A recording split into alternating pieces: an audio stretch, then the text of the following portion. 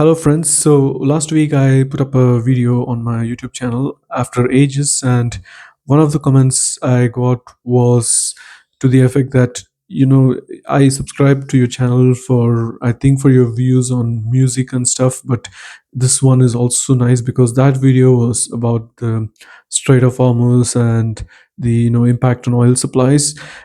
So I thought I will just quickly explain why I've stopped doing videos of music analysis and also just do one video maybe for old time's sake before I move on from that chapter.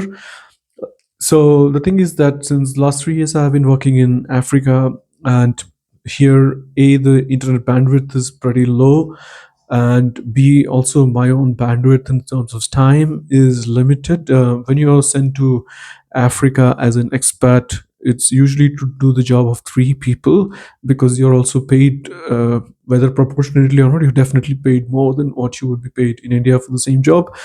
So that's just part of the package. So I don't have the time to do videos where I edit in excerpts of recorded music and then analyze it, which was what I had started doing on the channel.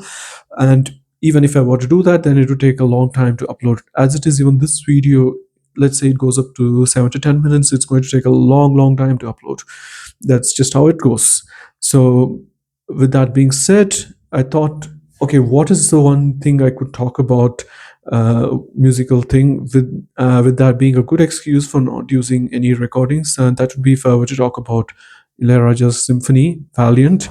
Because the moment I were to use any recordings, any part of the recording of Valiant in my video, it's just going to get deleted. So I have a perfectly legitimate excuse to not use any excerpts at all.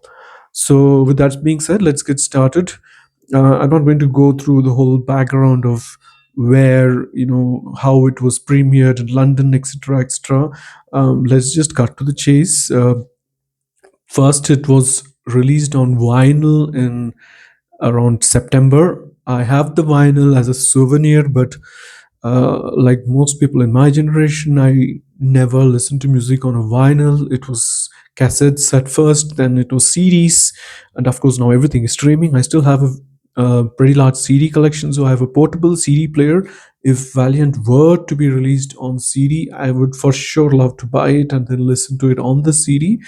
But for the vinyl, I'm not really interested in buying a vinyl player just for one LP. And I will also come to another aspect to that. Then the other thing is, yeah, so after that, there was the first live performance in Chennai. That is, there was something in September last year, which strangely nobody talks about anymore, but I think it was performed for the then ruling DMK government in September last year. Correct me if I'm wrong. Nothing much is known about that performance, but anyway, this was on May 30th this year. This was the first performance where a large general public audience attended. It was at Nehru Stadium. I attended that one. Then there was other one in June, just a few days later in Bangalore. That was at an auditorium. I didn't attend that one. But if you have been following Suresh Kumar, then he told me he attended the Bangalore performance. What I can tell you is that both of those performances, based on what he said, and of course, what I experienced at Nehru Stadium, in both of those performances, there was an issue with the sound. And I will also add that just before they performed Valiant, the orchestra performed a piece by Dvorak. I later found out that it is Carnival Overture. Um, Now, when I heard Carnival Overture, it had roughly the same acoustic quality that I was accustomed to when I used to attend classical performances at NCPA in Mumbai. NCPA has these terrific auditoriums with excellent acoustics, and they host the Symphony Orchestra of India. So I've attended a few of their recitals. One was Beethoven Symphony Number 9. Then there was this concerto by Rachmaninoff. I don't remember anymore which one it was, but yeah. So it was almost that same quality. Whereas with Valiant, I noticed that the woodwind was getting suppressed, and the brass was too loud, there were all sorts of problems. Why I'm saying that is that after a few days, then I think it was after June 6th or so, correct me if I'm wrong, the Valiant composition was also released on YouTube and on all the other digital platforms. And even comparing that uh, YouTube release with, let's say, the recordings of the original symphonies, what I like to call the OG symphonies, there is, I think, I'm afraid, a problem with the mixing on Valiant. Why this keeps happening again and again and again with Ilayaraja, I think it's now a mystery to all of us fans. When we say that he has done something marvelous, we say it's only Raja possible.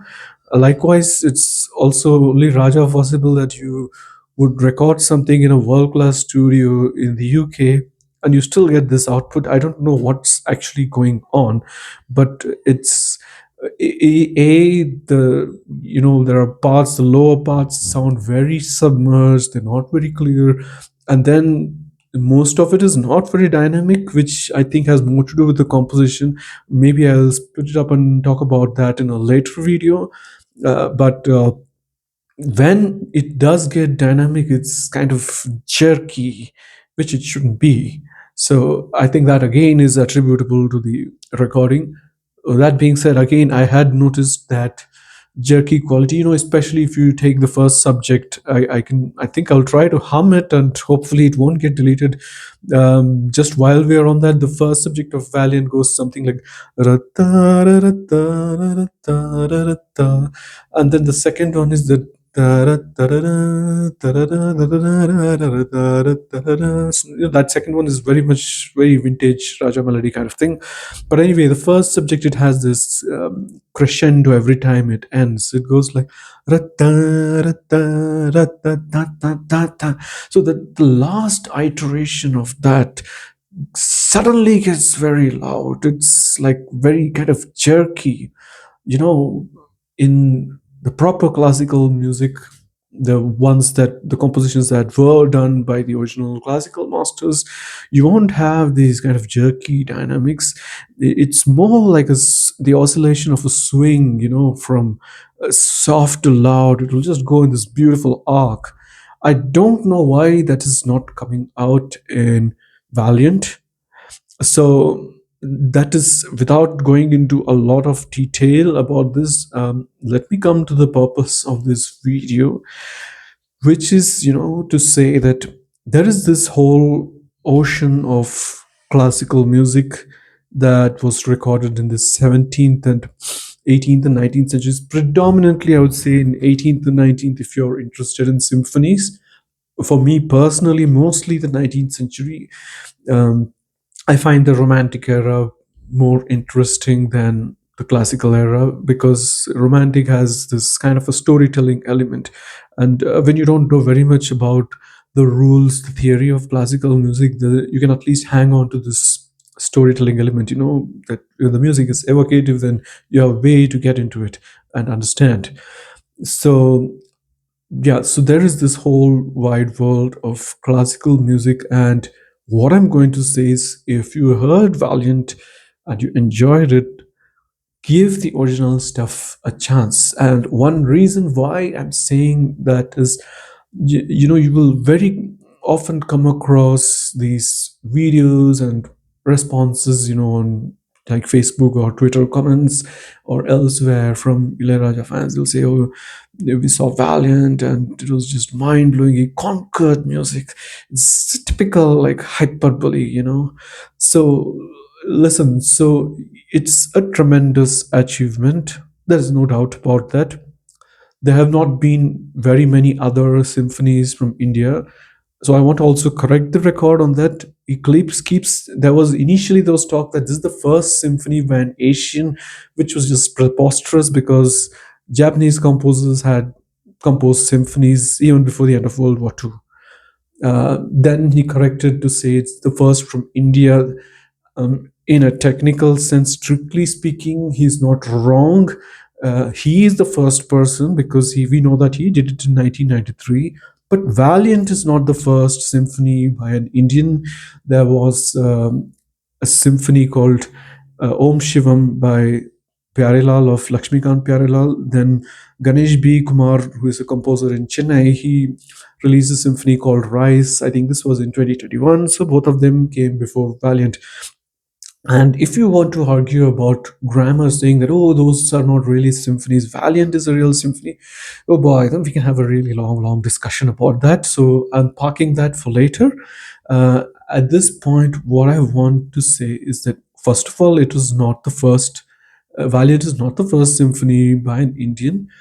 And secondly, yes, it is compared to both Om Shivam and Rise, in my opinion, it's at a whole other level, which to be fair, we expected. I mean, come on, we know that Ilayaraja is the absolute cat's whiskers when it comes to Western music. It's, nobody knows more about arranging orchestral instruments, especially compared to anybody else. He's the one who's the absolute best at it in India. Fine, all granted. But you must also consider that classical music was a very, very rich tradition in the Western world, in Europe, for 2 to 3 centuries at least. That is the common practice period. And even after the common practice period, it has continued. There are still plenty of composers. It's just more difficult to get word about it out these days. It's difficult to find recordings. For example, there is a student of this famous conductor Daniel Barenboim. He's a 21-year-old or something, and he recorded, or rather, he premiered his symphony at an orchestra in America. But I have not found any recordings of that. So it's become difficult to know what are the new exciting compositions that you might find interesting in classical, because it's become very, very niche. But there is the sheer mountain or ocean of music that they did over 3 centuries. And if you're saying that this film music composer just comes out of the blue without any conservatory training, and he just did this thing which is better than the best of Mozart, Beethoven, Brahms, Tchaikovsky, I can go on, there's a long list. Come on, let's just keep it real, okay? So you might personally find it difficult to get into classical music if you're not already into it, and if you're not into Western music generally. But that doesn't mean that, therefore, by the fact that you find it easy to enjoy Valiant makes it better than those compositions. It only reflects the fact that you and I, as well, both of us, we are very, very familiar with, his Raja's trademark licks, his typical like tunes, his way of developing music. So that is also reflected in Valiant, and that makes it easier to get into that composition. That doesn't necessarily make it better. And what? Okay, so then what? You're asking me, what is the point? What are you asking us to do? Okay, I'm just saying that give the actual original classical music a chance. If you like this, there's a possibility that you might like the original classical music as well. Maybe you just don't know where to start. So you're asking me, where should I start? Well, that's probably going to be for another video. Let's see how many are curious to find out where would be a good place to start. I will compile the questions, if any, and then based on that, do the next video. Until then, bye, take care.